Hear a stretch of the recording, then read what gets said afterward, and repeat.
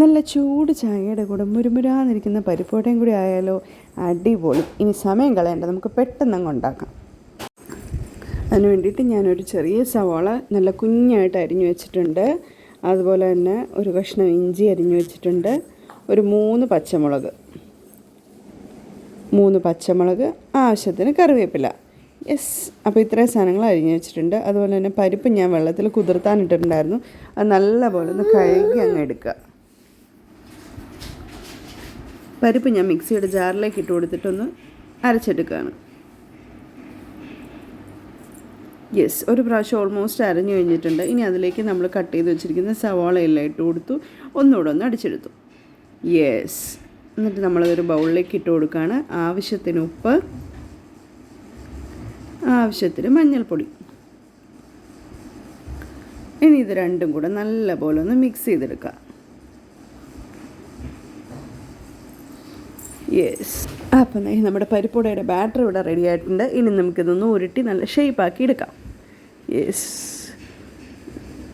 ഓരോന്നായിട്ടെടുത്ത് ബോളാക്കി അതിൻ്റെ ഷേപ്പിലാക്കി ഞാനിവിടെ വരയ്ക്കുന്നുണ്ട്. യെസ്, അപ്പം ഞാൻ ആദ്യം 5 ചെയ്തെടുത്തിട്ടുണ്ട്. ഇനി നമുക്കിതൊന്ന് ഫ്രൈ ചെയ്തെടുക്കാം. അതിനായിട്ട് എണ്ണ അടുപ്പത്ത് വെച്ച് ചൂടായി ഓരോന്നായിട്ട് ഇട്ട് കൊടുക്കുക.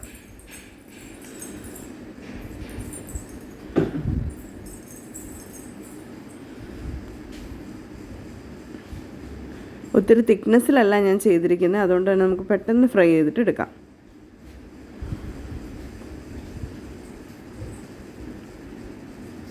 യെസ്, ഇനി ഒരെണ്ണം കൂടെ നമുക്ക് ഇട്ട് കൊടുക്കാം.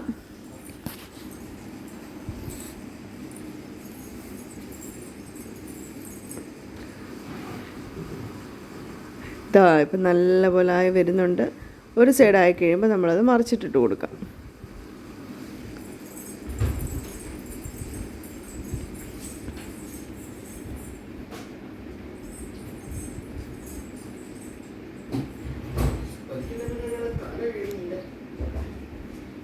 യെസ്, അപ്പോൾ നമ്മൾ 4 അങ്ങനെ മറിച്ചിട്ടുണ്ട്.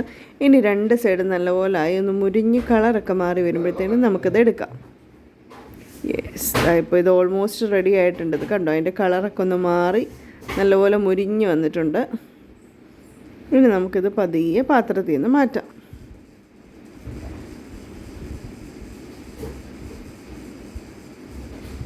Yes, okay. ഇത് ഞാൻ അടുത്ത സെറ്റ് പരിപ്പോടെ ഇട്ടതാണ്. 5 ഞാൻ ഇട്ടിട്ടുണ്ട്. ഇനി നമുക്കിതും പെട്ടെന്നൊന്ന് വറുത്ത് കോരി അങ്ങ് എടുക്കാം.